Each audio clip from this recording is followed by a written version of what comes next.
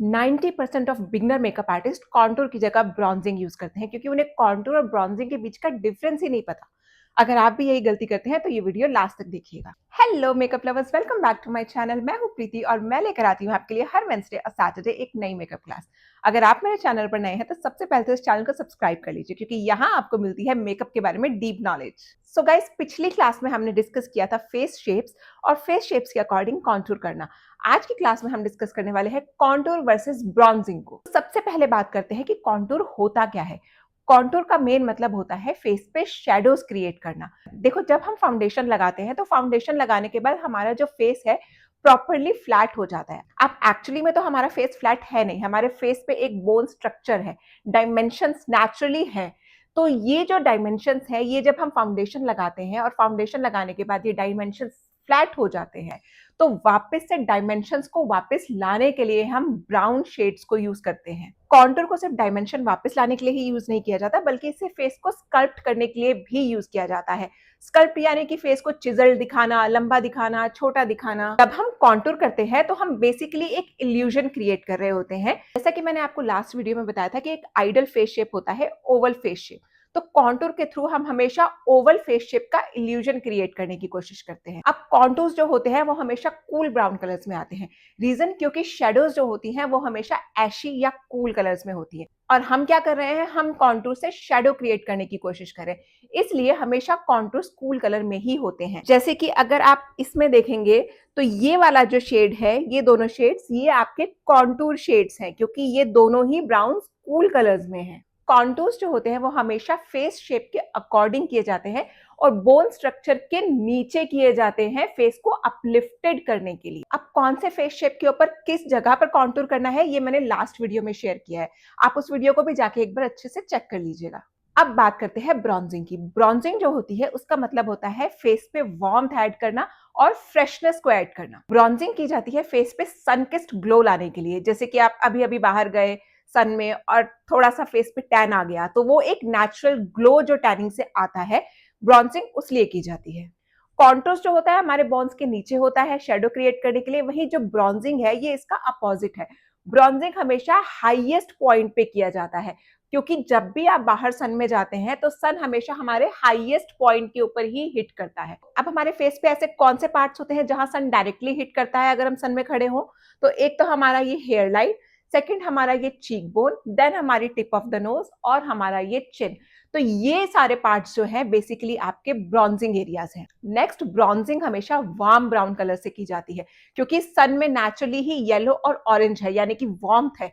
तो हम जो ब्रॉन्जिंग करते हैं वो भी हमारी वार्म कलर्स या वार्म ब्राउन से होती है। फॉर एग्जाम्पल अगर आप इसे देखेंगे तो ऊपर वाले ये दोनों शेड्स जो हैं ये आपके वार्म है यानी कि ये ब्रॉन्जर्स हैं। नीचे वाला जो शेड था ये कॉन्टूर था, ऊपर वाले ब्रॉन्जर्स हैं। कॉन्टूर्स हमेशा आपके मैट फिनिश में होते हैं, वही ब्रॉन्जर्स जो होते हैं वो शिमर और मैट दोनों ही फॉर्म में आते हैं। गाइस, एक चीज ध्यान रखिएगा कि ब्रॉन्जर्स कभी भी फेस पे डायमेंशंस नहीं लेके आते, फेस को स्कल्प्ट नहीं करते। अगर आपको फेस पे ओवल फेस का इल्यूजन देना है या फेस को लंबा या छोटा दिखाना है तो आपको कॉन्टूर यूज करना है। वहीं अगर आपको फेस को फ्रेश दिखाना है और फेस में एक वार्मथ लेकर आनी है, एक सनकिस्ड लुक लेकर आना है, तो आपको ब्रॉन्जर यूज करना है। नेक्स्ट बात करते हैं कॉन्टूर्स और ब्राउन्जर मार्केट में किस किस टेक्सचर में आते हैं। बेसिकली ये 3 टेक्सचर में आते हैं, लिक्विड, क्रीम और पाउडर। लिक्विड्स जो होते हैं वो इस तरीके के ट्यूब फॉर्म्स में आते हैं। क्रीम्स जो होते हैं वो इस तरीके का आपका पैलेट होता है, पैलेट फॉर्म में आते हैं, और पाउडर्स भी आपके इसी तरीके के पैलेट फॉर्म्स में ही आते हैं। अब बात करते हैं इनकी रेजिस्टेंसी की। लिक्विड फॉर्म्स जो होती हैं वो जनरली वाटर रेजिस्टेंट और ट्रांसफर रेजिस्टेंट होती हैं और ये सेल्फ सेटिंग होती है, इनको सेट करने की जरूरत भी नहीं पड़ती। लेकिन ये जो है आपको मीडियम कवरेज प्रोवाइड करते हैं। वहीं जो क्रीम प्रोडक्ट होता है वो आपका फुल कवरेज होता है लेकिन ट्रांसफर रेजिस्टेंट नहीं होता, इसको आपको पाउडर से सेट करना पड़ता है। देन आता है आपका powder texture. Powder texture again आपको फुल कवरेज देता है लेकिन वाटर रेजिस्टेंट और ट्रांसफर रेजिस्टेंट नहीं होता। अब बात करते हैं इन टेक्सचर्स को लेयर अप कैसे करना होता है। जनरली जो ब्राइड्स होती हैं उनका जो मेकअप होता है हमें लॉन्ग लास्टिंग रखना होता है, यानी 12 to 14 आवर्स तक स्टे करे, एंड देन वो वाटर रेजिस्टेंट और ट्रांसफर रेजिस्टेंट भी बनाना होता है। तो इसलिए हम क्या करते हैं, हम हमेशा ब्राइडल में लेयर अप करते हैं, यानी कि पहले नीचे लिक्विड का कॉन्टूर या फिर क्रीम का कॉन्टूर और उसके बाद उसके ऊपर पाउडर कॉन्टूर। अगर आप खाली पाउडर कॉन्टूर कर दोगे या खाली क्रीम कॉन्टूर कर दोगे तो वो थोड़ी देर बाद वैनिश हो जाएगा। इसलिए ब्राइडल मेकअप में हमेशा कॉन्टूर की लेयर दो होती है, नीचे पहले लिक्विड या फिर क्रीम और उसके ऊपर पाउडर। एक चीज जो आपको ध्यान रखनी है कि कॉन्टूर में आपको पाउडर से कभी भी स्कल्पटिंग या फिर शेप बिल्डिंग नहीं करनी। स्कल्पटिंग हमेशा लिक्विड या फिर क्रीम टेक्सचर से होती है और उस स्कल्पटिंग को लॉक करने के लिए पाउडर यूज किया जाता है। नेक्स्ट बात करते हैं कॉन्टूर और ब्रॉन्जर की ब्लेंडिंग के बारे में। कॉन्टूर जो होता है उसकी ब्लेंडिंग इस तरीके से अपवर्ड्स की जाती है और इनवर्ड लेकर आई जाती है।